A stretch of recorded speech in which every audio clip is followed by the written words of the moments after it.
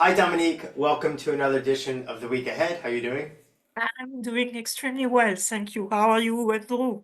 Yes, I'm good. I'm trying something out with a hoodie, like my techie tech bro with, now the tech bros are all over Washington. I'm, thinking I'll try and present myself as one. Very impressive. Yes. But I thought the tech bros were wearing, like Steve Jobs sweater. Yes.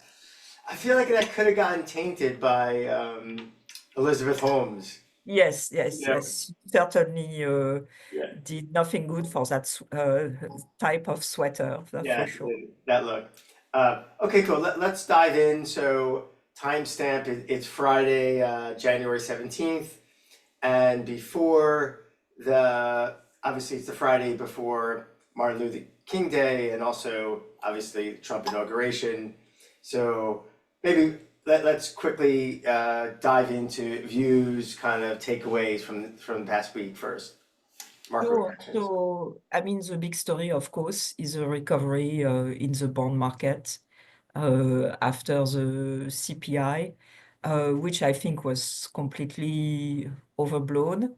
Um, it was one small surprise, but if you look at the broader picture, and I try to do that in my review, if you look at expectations, actually they are either stable and above where they were before the pandemic, or they are increasing. If You you mean look at growth or inflation? inflation Inflation. Okay. expectations, Yep. yeah, also there is a problem that growth is well above trend. Some of that is productivity, which is great, but some of that is also an excess of demand, as you see with the external deficit that's getting worse. And that's typically what happens when there's not enough supply domestically to meet the domestic demand. People just import stuff, and that's what's happening.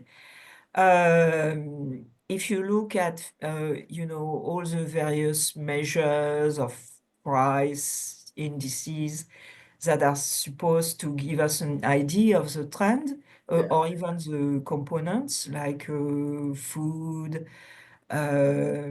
medical care, these are components that the St. Louis Fed has done some work on, and they think they are the better indicator of future inflation. So those are going up.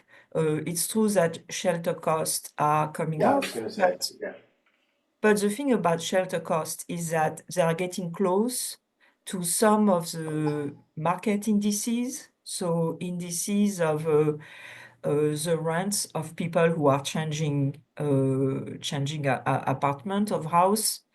And the idea was that the CPI rent index would adjust more slowly, okay? But it's unlikely to fall through the market rents, right? You're not going to renew your lease at a rent that is below market. So it could be that we are getting kind of a floor there. So to me, and then you have the incoming administration, and I'm starting to get a sense of what they are doing.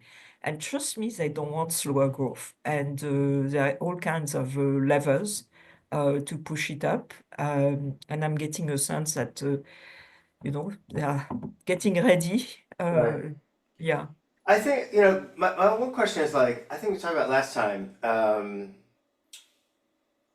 I was mentioning with somebody is when I saw that interview with Trump, I was saying with on Meet the Press, and I remember he goes, I know why I got elected, inflation, so I will address that. Now, he's not an economist, right? So he may think um,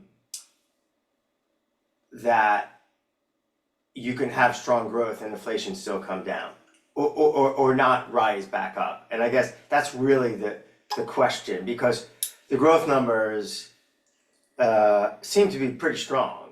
Um, and So I agree, Andrew, but I actually think there is they are actually planning on doing something else. Yeah, What they are going to do, and that's what came out of the testimony of Bessent, the yeah, confirmation hearing. I think they are going to raise wages because they know that if they raise tariff for everything, prices are going to go up. I mean, even if it's just prices rather than inflation. So if it's a one-off rather than an increase in the inflation rate, it's still, if you have to pay suddenly 30% more for your car that's imported from Mexico, that's a big change in price. yeah, So they are saying, oh, this is not going to happen. This will be painless because the dollar will appreciate. But I find this very disingenuous because you cannot have a positive impact from tariff, which would be basically that US growth and investment become much more domestic focused. You cannot have that without a change in prices. So you cannot have the positive effect, which is medium term, without an actual change in prices. So I find this a bit disingenuous. And during the hearing, Bessent mentioned that they would try to raise real wages. And Trump is not an economist, but he has some very smart people around him, including Bessent. And I think they figured out what the mainstream media missed, which was, yes, the election was about inflation, but also about real wages. If right, people's income had increased enough to pay those high prices, especially low-income people, inflation would never have been such a big topic. But the issue was real wages remained below the level of 2019 until last year. yeah, So I think the plan is to raise real wages to make up for the increase in prices that somehow has to come from the tariff yeah, uh, by ending immigration, illegal immigration, which will be unskilled immigration, which will be a big one, and boosting growth, which brings us to fiscal policy and to the role of tariff in generating revenues. And that's one thing that Besson said very clearly. He said there were three goals for the increase in tariff. What he called remedying unfair trade practices, then a revenue raiser, and then using it at leverage. So if they are going to raise revenues from the tariff, it's going to be quite substantial. I mean, the tariff increase is going to be quite substantial. And by the way, it's going to be a headache for the CBO. They have to score every budget law. And given that, as Bilal mentioned, the US has not relied on tariff as a source of budget revenue since the 19th century. It's going to be really tough from a macro perspective to predict what the revenue impact is going to be. So there is that. But the other thing, so there is a scope for an actual, if not predicted, increase in the budget deficit. But I think the other thing that's coming is, and that was also in Bessent,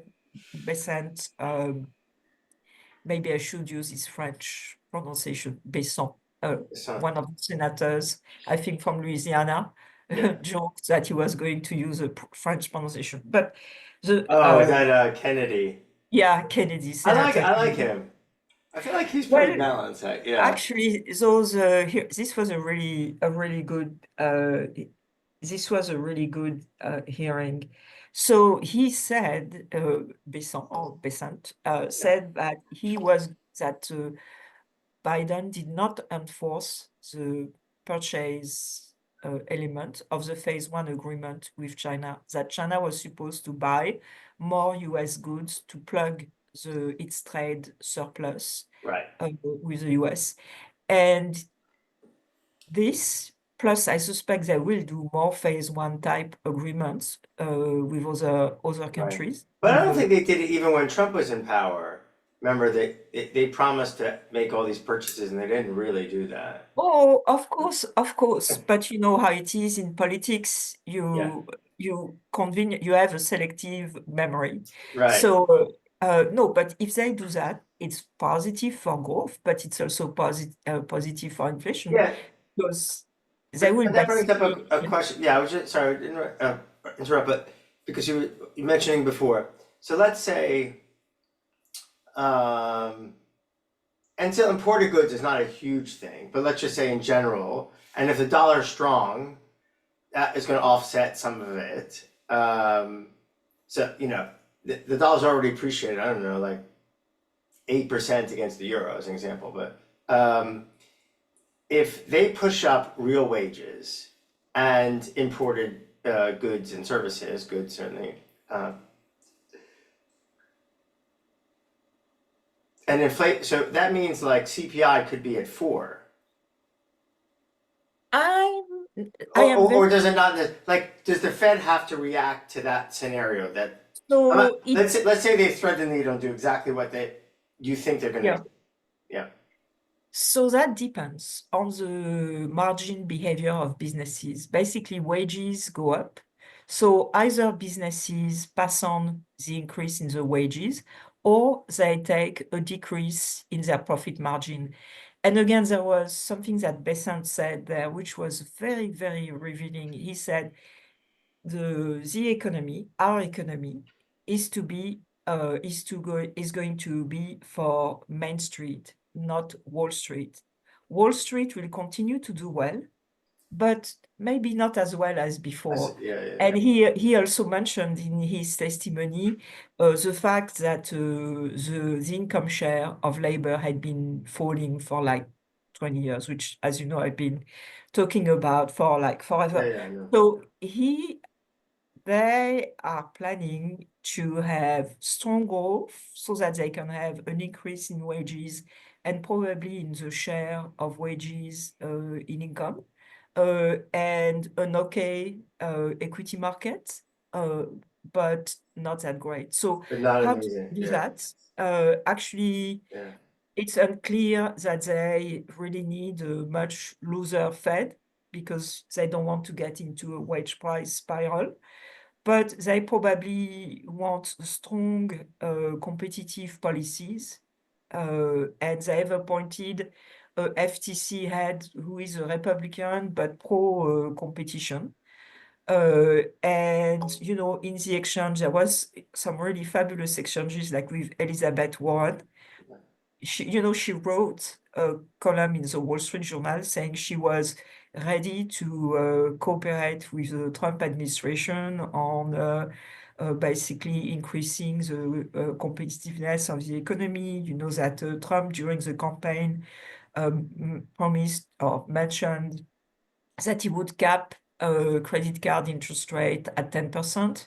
I mean, just so you know, they're about 25%. So he has there is a lot of populist measures that he mentioned during the campaign, and now the Democratic senators are saying, hey, let's go for it. And I suspect they are probably going to enforce competition policies that support small businesses yeah. against. They also still have all those like payday loans. They have those like those loans backed by credit card receipts. I forgot. They're still like if credit card. I wonder if that like they push down on interest rates here, but then it just goes like further out the spectrum of kind of like quality counterparts. Oh, for Like sure. No, no, it you know, will, for but sure. it's It, it's the issue. I guess. So how does actually tech work out in that instance? Because ah, that's still really the market anyway. And if AI is maybe reducing the need for how many people they have, and you know, yes. So, tech, and all tech is actually clearly trying to have a good relationship with Trump, which I'm sure he recognizes. yeah. So, as you know, the Republicans feel that there was a bias of big tech against them. Also, Matt Taibbi, one of the most respected and irreverent American journalists, has done all this work on the Twitter file showing how before Musk purchased, there was collusion between the administration and Twitter to censor politically sensitive topics like the Hunter Biden laptop story, Yeah, information that was deemed to be negative for COVID vaccines and so on and so forth. yeah, So there is a sort of a past history. And also remember that Trump has set up his own platform. And for Trump, you know, as president, his business is never going to be very far from his heart.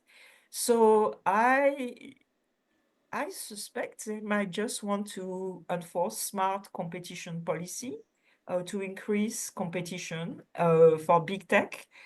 On the other hand, they probably won't be as against mergers. so Lena Uh, Khan is out, right? Pardon? Lena Lina Khan is out. Khan, she is out, but they picked to replace her. They picked one of the two Republican commissioners and the one who is the more pro-competition guy. But the bottom line is there was always a strong streak of populism. So in the sense of pro the people policies, not necessarily, Latin American dictatorship with double-digit inflation. So populism in a positive way. There was always a strong strand of that. J.D. Vance, especially, Yeah, he was he a doesn't big, love big tech. He thinks there should be more you should be and more he was supporting small and mid tech, or so, you know.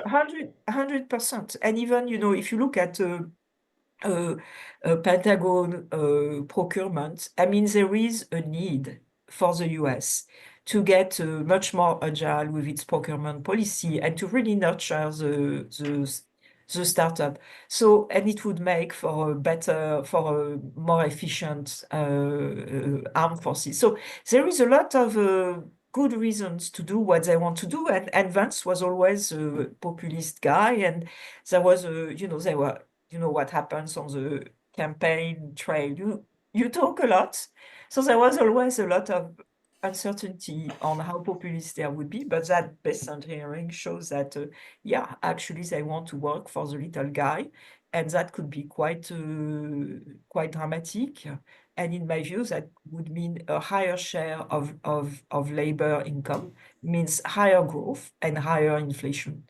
Yeah, and higher growth and higher inflation, and as long as rates are not increased from these levels, should be Yeah. starting to from the higher growth. They should be starting to work down the debt a little bit. Well, that will definitely help to reduce the rate. And in terms of the Fed, so first of all, as I said, I don't think they are planning anything dramatic that would really lift inflation in the short run. I think they are looking at oil prices with a little bit of concern, and I expect them to apply some diplomacy, maybe lift some of the sanctions that by some very strange mystery, the Biden administration, did not implement any sanctions on Russia that could have lifted oil prices until 1 week or 2 weeks before inauguration. So, how strange. So I It's really suspect. been like yeah, scorched earth. Okay, cool. So what are your yeah what are your big kind of I guess executive order, yeah, what are your big takeaways? So we'll get 100, so or close to Just 100, give us because your I want. top 30. So Just kidding. definitely closing the borders. It's not just about going for illegal immigrants, because it's clear they are not going to deport 11 million people because they want growth. They won't have they will have the mother of recession if they would do that. But I think they will remove some of the temporary protections. I mean, there was still a lot of inflow, even with the tighter policy of the Biden administration. So immigration is there. I think the tariff, they will start on day one with tariff. So, and again, they've Bessent said something in my view, very smart, which, by the way, was in my spoof letter from the Treasury Secretary to Trump President-elect that I published in December, that the tariff increases will be gradual and pre-announced to give businesses time to adjust and to make for a stable business environment. So we're going to have the first tariffs. I initially thought they would be on specific countries, but I suspect they are going to be across the board, and they are going to be low initially and probably announce gradual increases. What else? Okay, so in that case, that'll be positive for the market, probably. Positive Yes, equities and probably bearish the dollar. yes, because But the market, obviously there's other yeah, things, yeah, the market by now, I think, has accepted that tariffs are inevitable. So I right, thought yeah. that was also So you don't think it'll be higher against Mexico, China, Canada, whoever, I think it will be across the board. Before Bessent's testimony, I thought it will be Mexico, Canada, and China, but I think actually they will start low with across the board. I mean, what he said about the revenue raiser and the leverage. Um, Tariffs. Another thing which is in the works and which was very interesting in that hearing, the Fed. So he said, I support Fed independence in terms of monetary policy. And I think what was unsaid there was I don't support it for regulation and supervision of the banking system. that's what I figured, And yeah, I think the plan there is to take those from the Fed and give them to the Treasury, and also to have a unified supervision of the financial sector under the Treasury, which again, in my view, is something that should have been done since the financial crisis. I think in the US we have what, 3 or 4 banking supervisor. I mean, come on. So the plan is to bring those under the umbrella of the Treasury.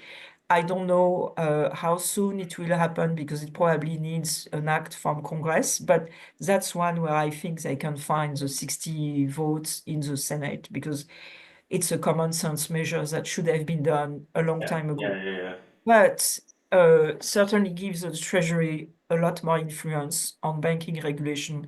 And I think the plan is actually to remove the SLR exemption, the supplementary liquidity ratio. It's basically the capital coefficient you apply to various elements of your balance sheet. And during the pandemic, the SLR was suspended for bonds and for Yeah. reserves because the Fed was going crazy with QE.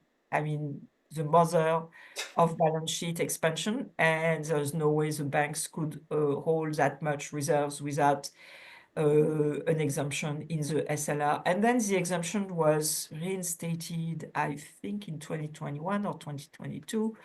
And of course, banks had too much reserve. I mean, it was too costly to hold Yeah. reserve. So yeah, so what's the big So the big thing impact? is going to increase the demand for treasuries and That's what I help figured, to, yeah. yeah. Which is what they that kind of benefits. Of course, they Yeah. can have their cake and eat it because they have faster nominal GDP Yeah, I growth. remember you saying, yeah, that's good. So, Um, so okay, I cool. I don't just know. have to wrap it up in like 2 minutes. 2 minutes. Okay. Yeah. The other big ones. Yeah. So these are the main ones. There will be a few on law and orders about collaboration with blue states on immigration policy and so on and so forth. But The salt tax thing. so the salt tax, it's going to be in the reconciliation bill. For our non-US listeners, salt is a state and local tax, which you used to be able to decrease, Deduct. offset against your Yeah. taxable income, removed under the first Trump, essentially because blue states are high tax states, and there is a possibility it could be brought back, but this will be done in the reconciliation bill they are But they'll planning. be with a cap or something this time, you think, or I think they are negotiating by how much they can raise tariff in order to right? reinstate the salt tax, which, by the way, is could be a little regressive in Yeah, the sense that people who consume more are low-income people, and those are going to be hit the most by the tariffs. yeah. Well, he did say he'd also consider the ending the overseas um, tax for U.S. citizens, but let's see. Ah, well, time to take Russian citizenship? I'm making a silly joke here. Um, Maybe not. okay, it's. I mean, listen, it's going to be an interesting. I'm just looking through that. Ben and Bilal just put out this dollar bearish, definitely going against sentiment. Um, but I guess in general, if it is fairly low and across the board tariffs, actually maybe the market takes that as Oh, for sure, because take it as more dollar bearish. Um, the incoming guys have done a great job yeah, of preparing the market for tariffs. I think everybody has accepted yeah, yeah. it. No, it's not going to be a shock. I was we're talking about in the office in London, talking to friends in the U.S. People, I just feel like people are just so bullish. Um, But just like it's super feeling like exciting. they're just going to It, address a lot of like amazing things. And obviously, every administration people are bullish, right? In the beginning, but it feels like there's a lot of business people that are there, and they're going to kind of obviously there's so many moving parts and unintended kind of consequences, but that will keep us busy. yes, exactly, It's exciting. exciting. Disruption at Yes, last. exactly. Okay, cool. Well, good luck. And I think we were saying like maybe we'll try either I can always just interview you, um, or we do like a special our weekly markets call on Tuesday instead of Wednesday. But for our listeners, we'll be doing something at mainly kind of talking to you and really kind of going through also getting Antonio, everyone else, Bilal's views on the market impacts and stuff, but kind of going through all the executive orders and tariffs and everything. So, For um, sure. A lot to go through. cool. Okay, cool. All right. Have a very Thank nice you. weekend, everyone. Obviously, good luck with everything, and for those people taking the day off before, enjoy the holiday.